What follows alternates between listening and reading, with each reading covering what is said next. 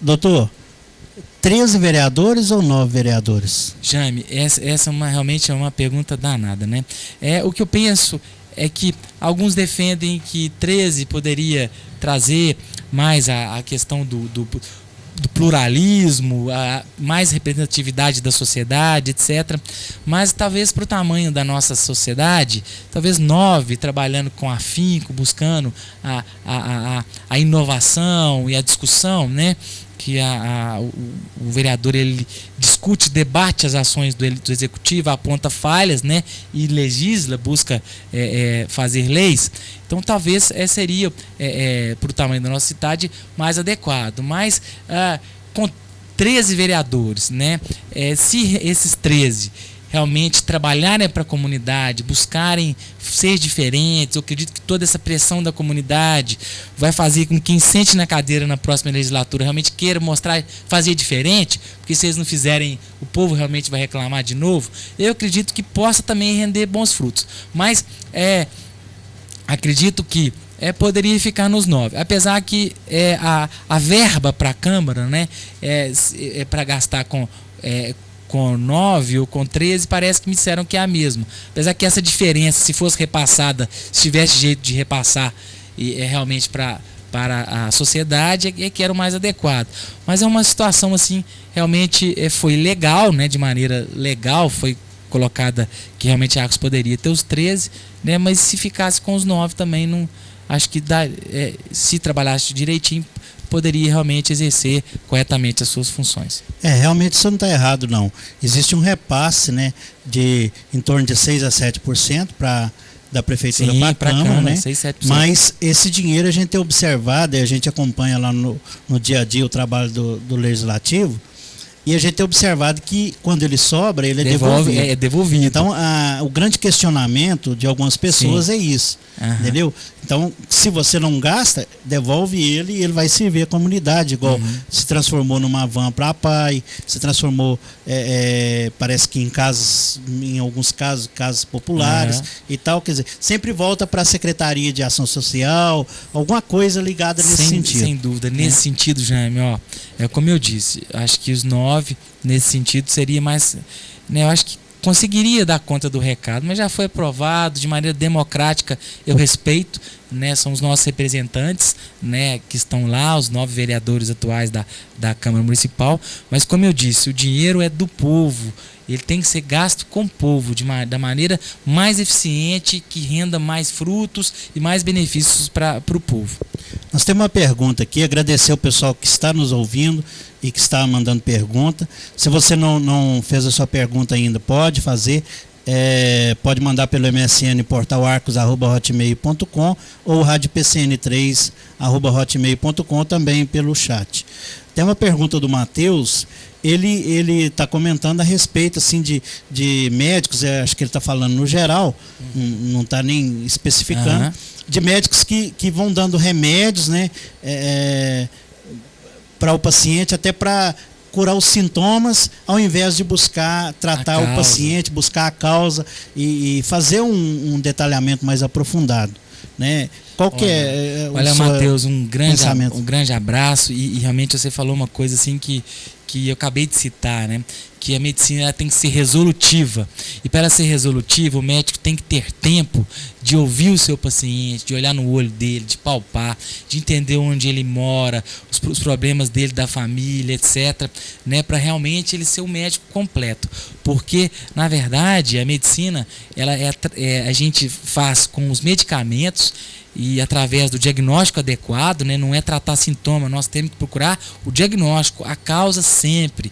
Se a gente for, o paciente está com dor abdominal, nós vamos dar o remédio para tirar a dor abdominal. Essa dor abdominal, se for um apendicite, o apêndice vai supurar, ele vai entrar em septicemia, vai morrer de choque séptico. Então o médico sempre tem que buscar a causa. Para buscar a causa, ele tem que ter tempo de ouvir o paciente, depois de pedir os exames, de ter esses exames disponíveis e de interessar pelo seu paciente. Acho que está faltando na medicina de hoje essa coisa, por isso que eu não admito, eu atendo mais devagar, porque eu acho que você tem que buscar, além de buscar sempre a causa, o diagnóstico correto, que nós vamos chegar nesse diagnóstico através de conversar com o paciente, de palpar o paciente, de examinar direitinho, de entender ele, nós vamos chegar no diagnóstico. Mas nós também, do diagnóstico da doença médica, da doença orgânica do corpo. Mas o médico também tem que preocupar sempre em ser uma palavra de esperança para esse paciente, em ser a motivação para esse paciente, né? O paciente tem que sair do médico mais feliz do que ele chegou, melhor do que ele chegou, né? Porque às vezes as doenças são crônicas e às vezes incuráveis.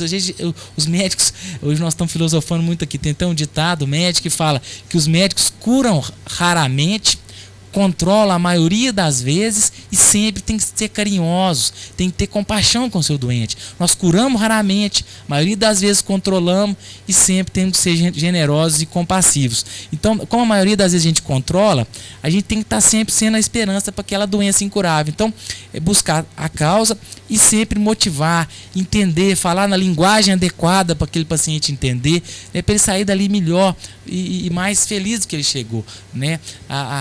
A enfermeira lá, a Madre Teresa de Calcutá, era enfermeira, né? A ordem dela criou lá o Hospital Madre Teresa, etc. A ordem da Madre Teresa. A Madre Teresa tem um pensamento dela que eu gosto, que eu admiro, que ela fala que a gente, que nesse mundo, se a gente cuidar para que as pessoas que chegam perto da gente saiam de perto da gente melhor ou mais feliz do que chegaram, então nós já cumprimos a nossa função no mundo. Nós estamos deixando as pessoas melhores. Então, o médico, principalmente, tem que tentar fazer isso. Você tem que ter um pouquinho mais de paciência, tem que entender, às vezes, o sofrimento do outro. Agora, tratar sintoma, Mateusão, nunca. Tem que procurar a causa. Por isso que não é número de atendimento. 200 mil, 300 mil é atender, resolver o problema daquele paciente. Isso sim é uma vitória da medicina, isso sim vai melhorar a vida da pessoa. A gente tem observado muito isso nos consultórios, né, doutor? Essa falta de contato do médico com o paciente. O paciente senta de lá, o médico de cada mesa e só vai fazendo, às vezes até de cabeça baixa, né?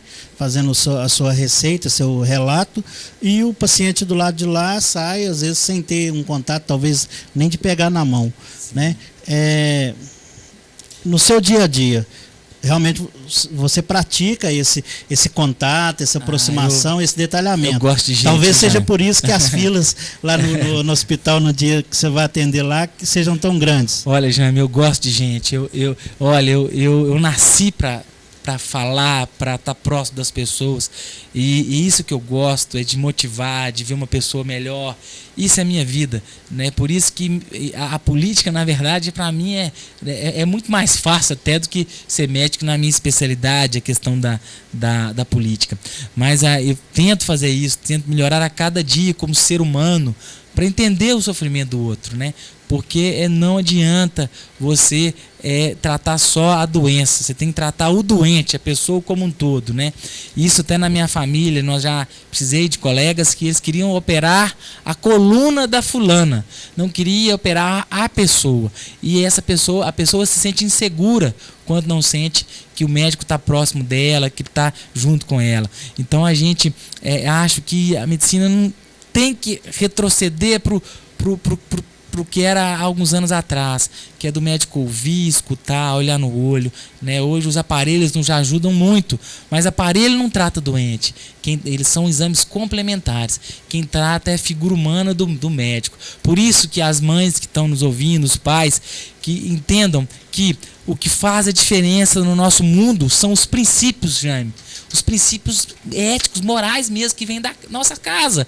Não adianta eu ser um médico lá com que fala inglês, que tem especialidade lá em Harvard, mas que eu sou desonesto, eu não sou ético, sou arrogante, eu sou não sou generoso. Então, isso não ensina na escola de medicina, não. Não é um político que é arrogante, que não olha o outro, que não sente o que o outro está sofrendo, um juiz de direito. Então, o que faz a diferença, está aí a minha palavra para as mães e para os pais, é o conhecimento, sim. Conhecimento técnico, o conhecimento da cultura, sim, o conhecimento, mas aliado a princípios de vida, porque não adianta, se um juiz lá, se o cara for corrupto, e isso não ensina na escola de direito. Então, eu acho que A sociedade só vai melhorar se tivermos cidadãos competentes, sim, grandes engenheiros, grandes médicos, juízes, jornalistas, mas que tenham princípios morais bem firmes, que não se dobrem, né, nesse mundo nosso aí, capitalista e agressivo aí que nós temos. Tá, agradecer o pessoal que está participando, agora está chegando bastante pergunta e realmente muito bom. O pessoal gosta, interessa por esse assunto, né? Então é um assunto que mexe muito com o pessoal que está em casa. O Marquinhos, um abraço aí para o Marquinhos, pessoal que está nos acompanhando. Ele está perguntando como é que eu vou saber quando eu estou com algum problema de coração ou circulação? Quando que eu sei a hora de ir ao médico? É o seguinte, isso é importante, né, doutor? É muito importante, Jaime, é importante demais, né? A doença cardiovascular, a doença do coração e dos vasos, da circulação e da bomba do músculo cardíaco, ela é consequência de outras que são, de certa forma, meio que invisíveis, que ao longo da vida da pessoa vão machucar, vão comprometer esse coração e os vasos. Essas doenças que vão provocar, por exemplo, a doença mais comum, que o pessoal tem muito medo, que é o infarto do miocárdio, o infarto do coração, né? Vai ser o tabagismo, vai aumentar o risco de ter um infarto, o diabetes, que é o pior fator de risco, a inimiga invisível, a assassina invisível, o diabetes, né? A hipertensão mal controlada, o colesterol elevado, né? E a questão da obesidade, da hereditariedade, né? São os principais fatores que vão levar ao infarto. Mas vamos supor que a pessoa fumou a vida inteira, não escutou aqui o portal Arcos, que não deve fumar, que deve baixar o colesterol, que não deve ser obesa, tem que controlar a pressão alta, porque a pressão é assassina invisível também, etc. Aí ela foi lá e um belo dia ela sentiu uma dor no peito opressiva, parecendo que tem um elefante que está pisando em cima de mim, né? Ela começou a suar frio, colocou a mão na testa e viu que está geladinha e suando frio e deu vontade de vomitar, e essa dor correu para o braço esquerdo. É o sintoma mais comum de infarto. Mais comum, infarto agudo do miocárdio. E é agudo, né? É de repente, como diziam os antigos. Fulano ontem estava lá em casa e hoje de repente, eu fiquei sabendo que morreu. Morreu de quê? De repente. Antigamente eles falavam assim. Mas na verdade é um infarto que é consequência de outras doenças que esse senhorzinho que morreu de repente, às vezes ele tinha colesterol alto, não sentia nada, não sabia. A diabetes também não dói. A pressão alta, a grande maioria das vezes, não dói também. O cigarro, o pessoal acha bom. Então foi lá, teve um infarto agudo e acabou falecendo. Tem outros tipos de dores, de dor torácica, que pode representar um infarto. Então, por isso que você sentiu alguma dor diferente no peito, procura sempre um pronto atendimento. Isso é que eu digo. Que nós somos mineiros, Jaime, nós às vezes somos desconfiados com os negócios, somos velhacos demais para fazer um negócio de um carro, de comprar alguma coisa, mas nós não somos desconfiados com o que a gente tem de mais valor, que é a nossa saúde. Então, sentiu alguma coisa que você nunca sentiu antes, vá no pronto atendimento, fala, olha, senti uma dorzinha aqui e ali, não fique na dúvida. Mas a dor coronariana cardíaca mais comum é essa que eu disse. Ela vem sempre acompanhada com palidez, com vontade de vomitar. Pode acontecer, só para a gente falar rapidinho, na boca do estômago também, é uma maneira atípica, diferente dessa dor vir, sempre com suadeira fria. E casos mais raros, né? Dor na mandíbula, nos dentes, no pescoço, do lado direito também pode acontecer, sempre com sudorese fria. E a dor mais rara, né? Que às vezes as pessoas ficam, doutor Edson, mas não pode, que o meu tio teve isso. Ele sentiu uma dor nas costas, doutor Edson, e depois ele tomou remédio para a coluna e ele morreu. Às vezes pode ser um infarto, uma dor no meio das duas escápulas, entre as duas pás, no meio certinho, também acompanhado de sudorese fria e palidez. Sempre pessoas acima, normalmente o infarto vem agora mais cedo, mas pessoas homens acima de 40 anos, mulheres acima de 45 anos. Se tiver essas doenças que eu disse, pressão alta, diabetes, colesterol, fumar, for obeso, aí o risco é maior ainda, tem que valorizar mais ainda esse mal-estar, essa dor que sentir no peito. Tá, a Roberta está participando também e ela está perguntando se existe uma regra de quando, em quanto tempo que eu devo ir ao médico, né, ao cardiologista no caso, mas se existe uma regra para fazer um check-up, vamos dizer assim, né? Olha, um paciente que não tem doença cardíaca estabelecida, né, não é um diabético, hipertenso, quem não tem doença crônica, acho que uma vez por ano está de bom tamanho, né? Agora, o hipertenso tem que ser de 3 em 3 meses, o paciente já teve infarto, então aí já a gente avalia caso a caso. Mas o jovem, né, que está nos ouvindo, que está na internet, que não tiver outras doenças, anualmente, né, até é bom fazer, né? E todo mundo que for praticar esporte, gostar de praticar esporte, mesmo que não sinta nada, etc., é sempre bom ter pelo menos um eletro de repouso, porque às vezes ele pode nascer com algumas doenças congênitas, de nascença, que ele nem sabe que tem, e às vezes pode ter uma manifestação súbita, aguda, de repente, né? E o simples eletro de repouso, ele elimina aí essas possíveis síndromes aí, congênitas, que pode levar a um mal súbito e até a morte, né, com o exercício físico. Então, quem for gostar de fazer exercício físico, ter em qualquer idade, ir no médico para fazer um eletrozinho de repouso e uma ausculta cardíaca.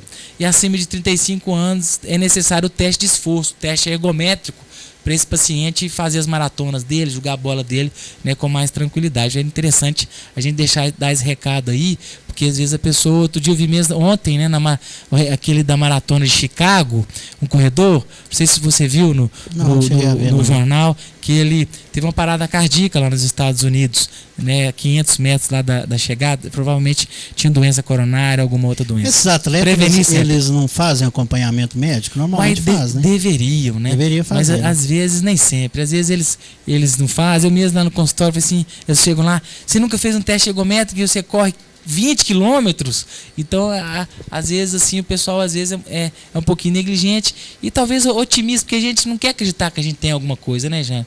Principalmente nós bons brasileiros, a gente é muito otimista, né?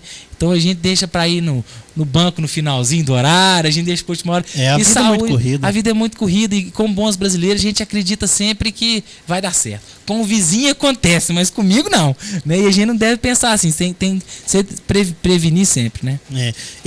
Você está falando até essa questão de atleta é interessante. Não sei se às vezes de vez em quando acompanha a novela das 9 horas, tem um atleta que luta livre, MMA, e que está com um problema lá, apresentando um problema e está relutando e ir ao médico. Então é interessante, por exemplo, é um caso na ficção, mas que acontece na vida real todos os dias. Pessoas relutando em procurar a gente às vezes um atendimento. É covarde às vezes, né? A gente tem medo mesmo, nós temos medo do desconhecido, nós temos medo de ficar doente, a morte nós não lidamos bem com isso, né? O ser humano é o único animal que já nasce sabendo que um dia vai morrer, né? Vai morrer. Então, e a gente realmente não lida muito bem com isso e tende a não enfrentar isso, mas a gente tem que enfrentar. A medicina evoluiu muito, na nossa especialidade foi que mais avançou.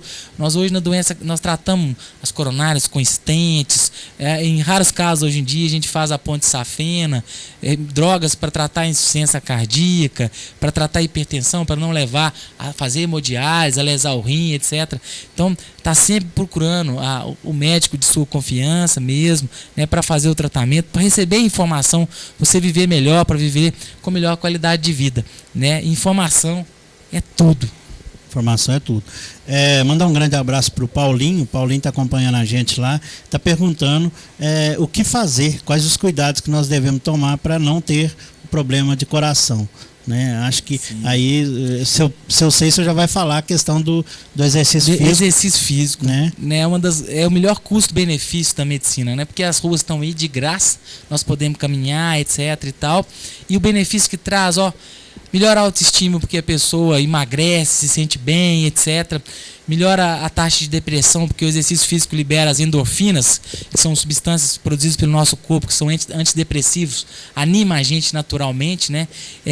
Baixa o nível da pressão, controla melhor a pressão arterial, baixa o nível da glicose, atividade física regular, aeróbica, é bem importante frisar que é a atividade física aeróbica, a caminhada, bicicleta, natação, né, 40 minutos, 4 vezes por semana, esse foi o estudo que mostrou o benefício de maneira continuada, não é chegar lá 40 minutos se matando, aí depois vai uma semana e depois não vai mais.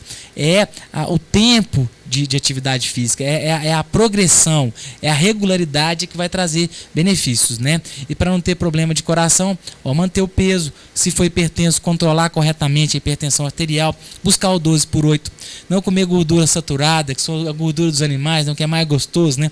O colesterol é uma gordura dos animais, ele vem só do óleo, da gordura dos animais, da carne, dos embutidos, pele do frango, da gordura do leite.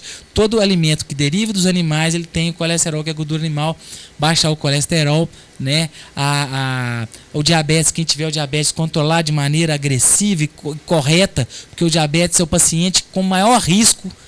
Diabético é igual a risco de infarto. Diabético é igual ao risco alto de isquemia. Diabético é igual a ter grande risco de ter aterosclerose, que é a formação de placas de gordura nas artérias, né? E que mais? E não fumar, gente. Fumar, o fumo realmente é complicado. O fumo é complicado. Eu vi hoje, ainda bem, lá na TV Assembleia, uma propaganda maravilhosa contra o tabagismo, até das pessoas que só estão próximas do fumante, né? Do mal que faz, né? Então, não vamos fumar, não. O tabagismo, ele é certeza absoluta. Ele vai trazer problema. Ou câncer, ou doença cardiovascular, vai envelhecer a pele, as mulheres que são vaidosas aí, vai provocar mais rugas. Então, fumar de jeito nenhum, gente. Quem fuma tá se matando aí de maneira consciente. Isso vai. Essa questão do que você falou do exercício físico, valendo aí pro Renato e para mim, né, Renato? Vão ter que fazer caminhada, porque já passamos dos 30 e pouquinho, né? Tô morto. Como é que é o negócio aí do X-Bacon? E ainda tem o problema dos sanduíches. Carlos, né? Dos sanduíches gostosos demais aqui na nossa cidade, né, doutor? É realmente os meninos. Que é uma característica, né? Senhora. Então é uma tortura. É uma tortura. Eu também, de vez em quando, eu confesso aqui, eu como mesmo o sanduíche dos meninos, porque é gostoso demais. Mas assim, procurar, se com o dia que comer o sanduíche, vai lá no outro dia e gasta as energias, né? Pratica isso que eu ia atividade. Como conviver com o sanduíche lá do Antônio Carlos? Então não pode deixar, né? É verdade. Mas assim, come o sanduíche, né? E pratica atividade física. Você está falando em questão de gordura, um alimento que tem surgido e aparecido bastante aqui na cidade, que o pessoal tem consumido em grande quantidade, é o açaí. A gente vê falar pela televisão aí, sim, que o açaí tem uma gordura sadia, uma gordura boa e que até combate a gordura ruim. Seria isso, doutor? É verdade. O açaí, os alimentos vegetais, né, o açaí, o azeite, né, de oliva, feito da azeitona, né, ele vai aumentar o HDL, que é o bom colesterol, né? Então a gordura vegetal, ela é boa pro coração. Seria, né? O abacate também. O abacate, né? O azeite, os estudos maiores foram feitos com a gordura do azeite, porque eles verificaram que lá nos países, lá na Grécia, nos países que utilizam muito o azeite, em Portugal, na Grécia, esqueci os outros países, a dieta do Mediterrâneo, os países do Mediterrâneo, do mar Mediterrâneo, que eles infartavam menos, a doença cardiovascular lá era menor. Aí eles foram verificar que eles comiam muito fruto do mar, que o peixe tem a gordura ômega 3, que é boa para o coração, e que utilizavam o vinho e muito azeite, né? Então, tem até estudos com vinho, que a gente tem que falar aqui de maneira muito certinha. Muito certinha, porque os estudos foi feito com um cálice de vinho tinto. Gente, né? É um cálice, garrafa, mas é um cálice pequenininho, né? Então você que está acostumado aí a consumir uma garrafa de chapinha, não pode, de canção, não. Né? Não. É um cálice e que, assim como as gorduras vegetais, foi o comentário sobre o açaí, o azeite, ele vai melhorar o HDL e realmente vai raliar o sangue, como diziam os nossos antigos avós, né? Que eles viravam lá na roça, lá na Córrego das Almas, lá, falava, uma colher de cachaça raleia o sangue. Então, uma colherinha, o álcool em pequenas doses, aumenta o bom colesterol, o HDL, realmente diminui aí a incidência de doença cardiovascular. Tem estudo comprovado. Tem estudo comprovando. E o vinho? Pois o vinho também. O vinho é o estudo maior com o vinho. Um cálice, fala, né? Da questão de tomar sempre um cálicezinho todo dia no almoço. Um cálicezinho é remédio, um cálicezinho, tá? De vinho tinto. Um copinho de pinga, né? Só que de vinho. É isso aí. Mandar um grande abraço pro João Paulo. João Paulo deve ser o João Paulo da CIA, não? É outro? O João Paulo também é nosso ouvinte assíduo aí. O João Paulo está falando aqui questão, vamos partir para voltar no assunto da política, que a gente ficou na saúde, que é importantíssimo também, né? Muito importante. E o assunto da política. Não tem como ainda traçar a questão de candidato, não é candidato, quem é candidato, quem não é candidato, né, doutor? Mas eu acho que eu posso conduzir a pergunta do João Paulo aqui de uma forma tranquila, e isso vai me dizer o seguinte: qual que seria o ideal para a próxima eleição de Arcos, em termos de candidatura ao executivo? Seriam 2 candidatos ou 3 candidatos? A Arcos sempre trabalhou aí com 2 alas, né? Mas hoje a gente tem vários possíveis candidatos aí despontando, né? Uhum. E não só a figura do Dr. Wellington, mas também como vários outros, né? E você acha que o ideal seria apenas 2 candidatos, ou poderíamos ter mais de um? Ou se a gente tiver mais de um, pode haver uma mudança realmente no resultado dessa eleição? Olha, um grande abraço para o João Paulo, né? Nós vamos tentar responder essa pergunta, né? E o que eu digo, Jaime, é o seguinte: eu sou uma pessoa extremamente democrática, e eu acredito que as pessoas devem viver de acordo com o que ele acredita, né? De acordo com a ideologia de cada pessoa, né?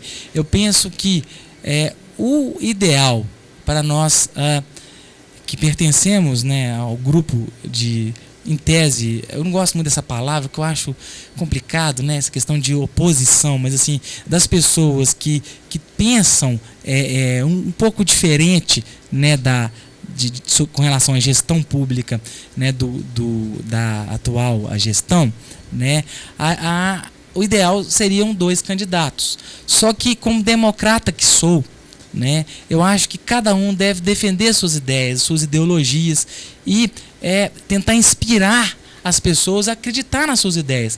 Jesus Cristo, quando ele começou a pregar, ele não queria saber se tinha 1 candidato, 2 candidatos ou 3. Ele pregou a ideia dele, a ideologia dele, né? Começou a seguir ele, 2, 3, 4, e depois, hoje, a humanidade, talvez 60% da humanidade, mais de 50% com certeza, vive com a base das suas palavras. Então, existe o ideal para a questão eleitoral e o ideal filosoficamente. Eu acho que a sociedade é feita ela até rima, de sociedade com diversidade, né? Ela é diversa, tem pessoas de vários credos, de várias cabeças, e eu respeito cada uma dessas ideias, né? E acredito que haja talvez a mais candidatos, né? Apesar de não achar que é o ideal, porque para a gente construir, Jaime Pedrosa, alguma coisa diferente para Arcos, nós precisamos unir vontades. Uma vontade só, né, ela é muito pouca para você conseguir um objetivo maior, que é de deixar um legado interessante para a comunidade, de obras, de planejamentos, de ideias, de pensamentos, de convicções de administração pública. O que eu penso é que tem que haver convergência de vontades para se unir, fazer um corpo forte, né, e realmente se fazer alguma coisa diferente, né? Porque um exército, costumo usar como metáfora o exército.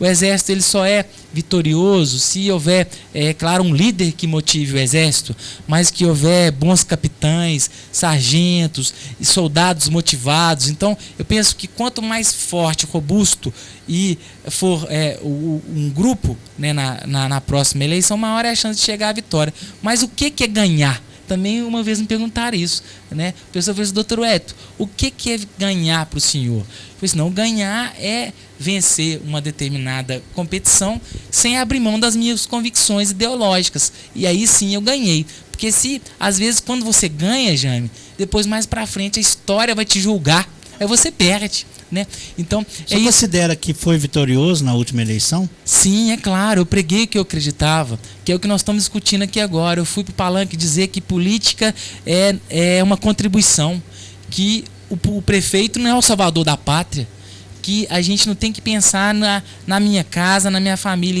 em alguém que me prometa alguma coisa pessoal, mas alguém que tenha condição de liderar e de propor caminhos diferentes para a sociedade como um todo, né? Eu preguei que é necessário sim ter vontade, ter ousadia para se postular candidato, mas que tem que se buscar a competência, tem que se buscar o conhecimento sobre o que se vai fazer. Só acredito, Jaime, é interessante, eu estou feliz de estar aqui, porque eu só acredito para o sucesso de alguma empreitada, não só na medicina, como na política, se houver duas coisas. Uma, o conhecimento do que se vai fazer. O conhecimento excelente, a busca, a correção dos detalhes, o conhecimento. E outra, do trabalho em equipe. Então, essas duas coisas, conhecimento em equipe, vai dar bons frutos. Nós vamos chegar realmente a situações diferentes. Então, o que eu penso é isso. Penso que, eleitoralmente, é melhor realmente 2 candidatos. Mas nós não sabemos o que cada um sonha, o que cada um pensa. E política, liderança é sonho, é ideologia, é ideal, né? Então, o exemplo de Jesus Cristo é um exemplo maior. Ele começou a pregar, ninguém acreditava nele, uai. E o líder tem que inspirar. Para você realmente liderar e os seus liderados numa prefeitura, no hospital, numa empresa realmente confiarem em você, você tem que inspirar essas pessoas. Como? Inspirar sendo justo, inspirar demonstrando humildade para buscar o conhecimento que às vezes você não tenha. E aí sim, essa equipe vai trabalhar e realmente produzir de maneira mais eficiente e chegar aos objetivos que realmente a gente tem que chegar. Então, conhecimento e equipe, muito importante. O líder tem que inspirar.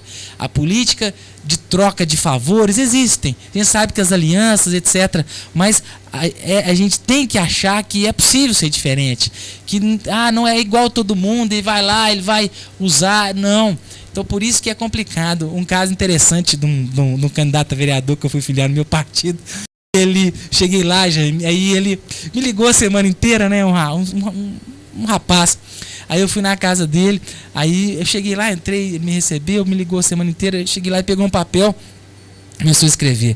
O que o senhor vai me dar disso? O que disso, daquilo que você vai me dar, aquilo outro. Aí eu peguei e falei assim, não, política não é lugar de ganhar dinheiro, não, de enriquecer. Política é lugar de você dar uma contribuição para a sociedade, depois você volta para sua vida. E a história vai julgar o legado que você deixou, etc e tal.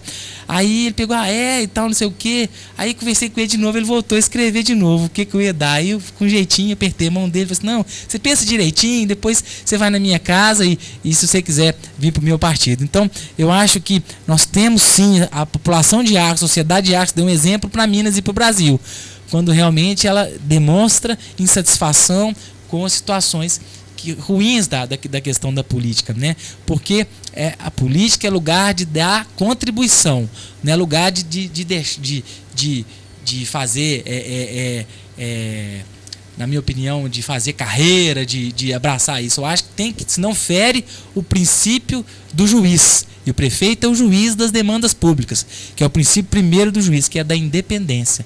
Então, é isso que a gente pensa. Aí eu acredito que eu tenha respondido o João, mas a questão do jogo político, muitas coisas podem acontecer.